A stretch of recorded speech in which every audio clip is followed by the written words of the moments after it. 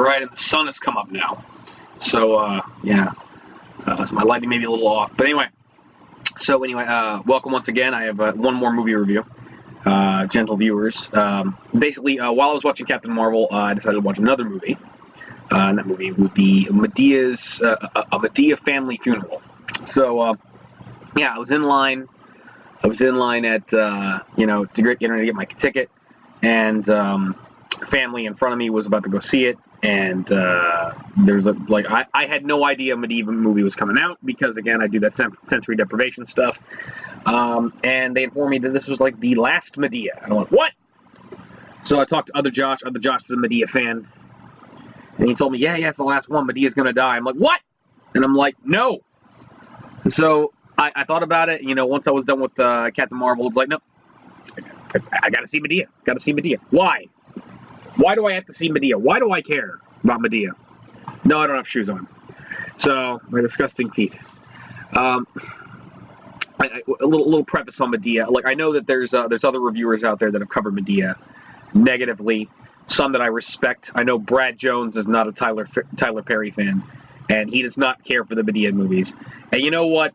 As an old Channel Awesome fan, I would have agreed with him some time ago.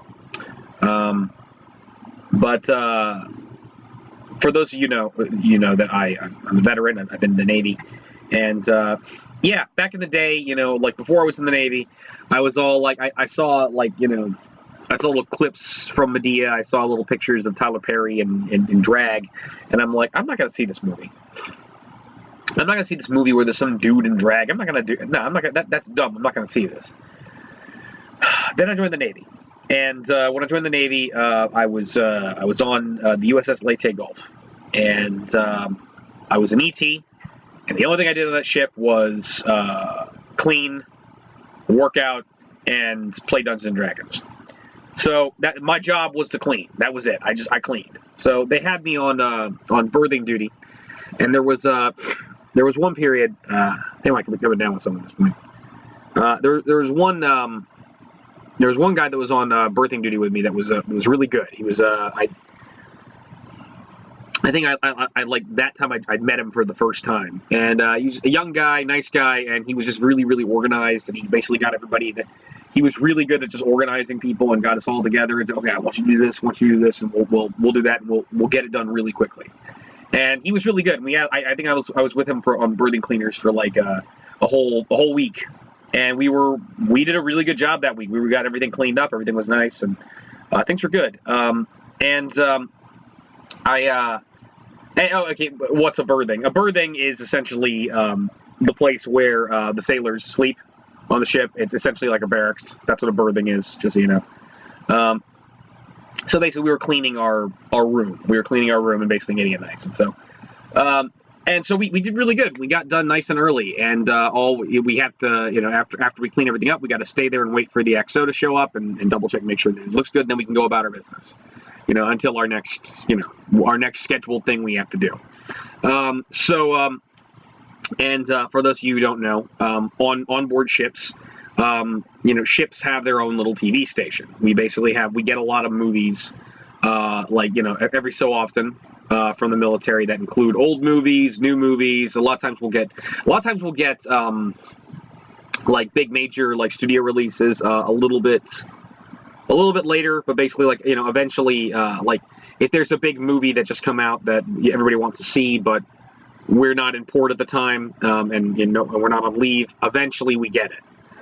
So I remember, I think we eventually got Wonder Woman and Guardians of the Galaxy 2 when I was on there. I was fortunate to see Guardians in 2 when I was in Port Norway, so that was kind of cool. But yeah, so they'll just have a bunch of movies that we wind up getting. And there's just this one part of the ship where essentially it's a little control room, and then you got one person on duty there all the time, whose job is to, put movies in and shuffle the movies, and they get relieved after a while and someone else puts it in.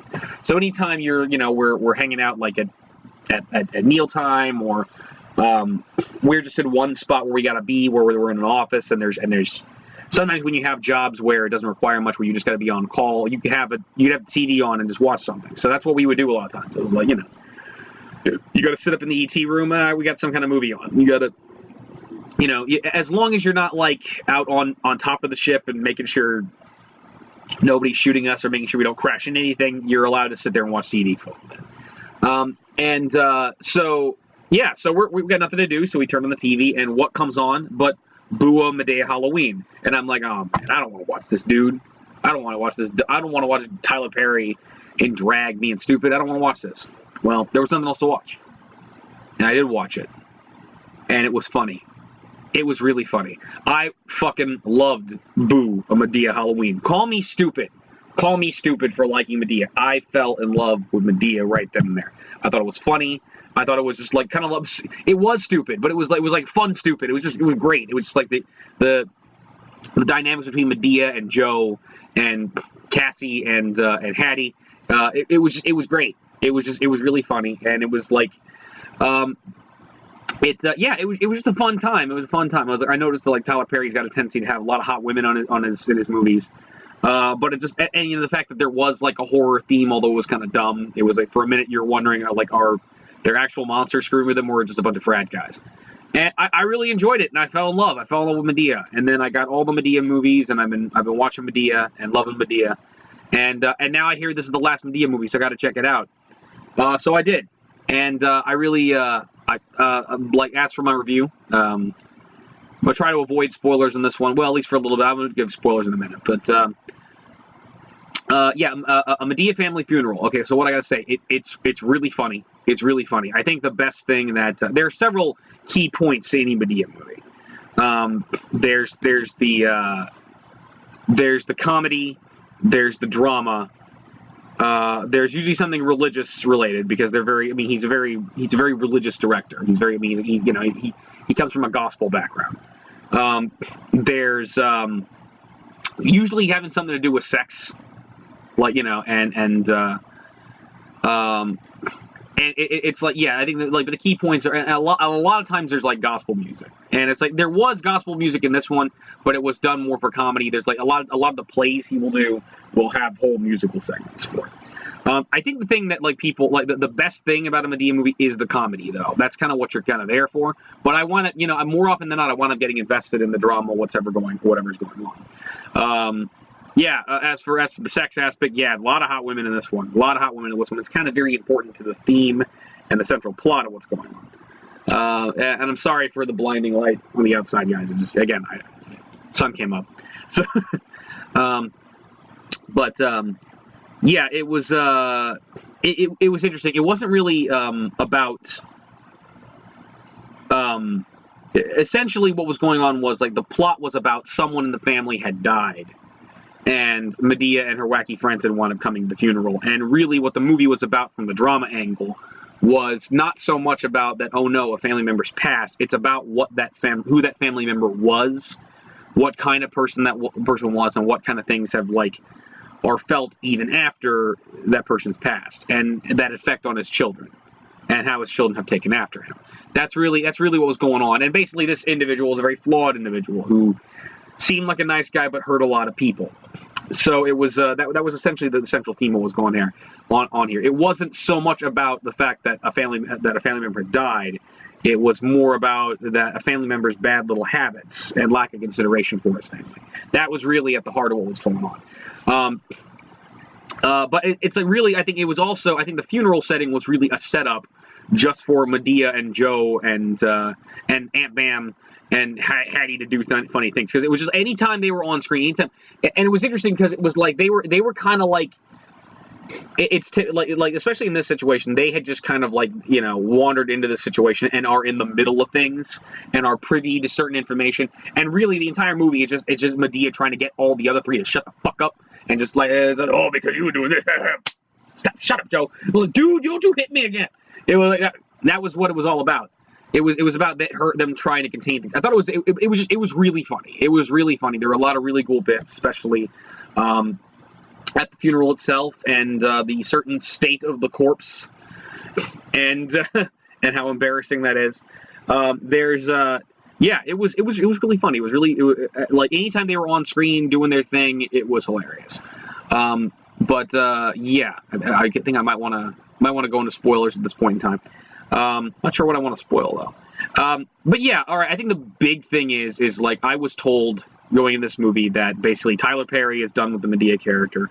He wants to stop making Madea movies, and it's like, and he's going to kill the Madea character off. No, he did not kill Madea off.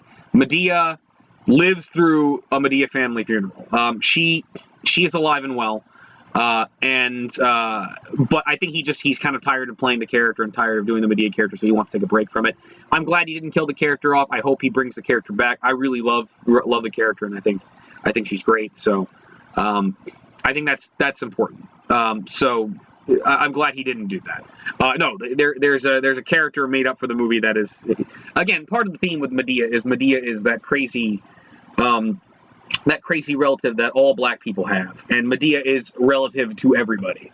She's everybody's relative. So it's just it's some other family who the dad was the one that she was related to, that she got involved with. It's interesting too, though, that like I don't know if this qualifies as spoilers, but it's interesting that like, okay, so Madea is reputably a badass and takes no shit. I think this is the nicest we've seen the Madea character. Madea was genuinely trying to, like, her character, like other movies I've seen her pull guns on people and much more viciously beat the shit out of people. She was really trying to be, in this movie, her character was really the straight man, quote unquote. She was actually trying to be sensitive and empathetic to other people's feelings, which was kind of a growth for the character. She was literally trying to rein in her 3 other cohorts and just try to be there for people and sensitive people. And she didn't necessarily succeed, but she was trying. And she even has a comment. It was like, you got anger issues, boy. You got anger issues, boy. I used to have anger issues. I tried to do better. I'm not as bad as I used to. I'm not as bad as you. And that's a joke, but it is. She really was more or less like, kind of, was trying to be as sensitive as she possibly could for everybody. She still does what she normally does. For those of you who don't know, Madea is a folk hero. Madea is, she is a legend. She is that one relative in every black person's life that is crazy and has multiple arrest records and does stupid crap and used to be a stripper and all this nonsense, and then comes in and is mean to everybody, is a pain in the ass, and like, why do we put up with her? But she changes your life. She changes your life. She makes you a better person just by entering in, and then she gets in a white horse or her white car and drives away. But she's changed you by meeting you. That's Madea. That is Madea, and that's how Madea works. I do agree. That in terms of the Madea movies, yeah, she is the modern day Ernest. She is definitely the modern day Ernest P. Worrell. It's like there's a lot of what Tyler Perry puts in the character, does feel reminiscent of Ernest P. Worrell. Oh man, I'm spacing on his name. Jim Varney. Okay, Jim Varney, legendary actor who played Ernest P. Worrell. I definitely feel like Madea is the modern day Ernest P. Worrell. A lot of what Tyler Perry's doing in the performance is reminiscent of Ernest. It's very his the multiple characters he portrays. Just kind of like, Ernest himself was kind of like a folk hero himself, where he's just this wacky guy that kind of everybody knows and goes on all sorts of crazy adventures. It's definitely there. If you're a fan of the Madea movies, or maybe if you're not, maybe you just never give them a shot. I definitely recommend giving the Madea movies a chance. This may not be the best introduction to Madea, but this is, if you're a fan of the Madea movies, this is the last one, the alleged last one we're gonna get. You got to check it out. So by all means, check out A Madea Family Funeral. It's really, really funny. It's really great, and it'll warm your heart. It'll make you laugh. The entire theater was just in an uproar the entire time we were there. It was great. It was scene after scene. It was really awesome. So by all means, check out A Madea Family Funeral. And this is the Dread Pirate signing off. I'll catch you guys later with like role-playing games or something. I don't know. I'll think of something to do on here. Catch you all later.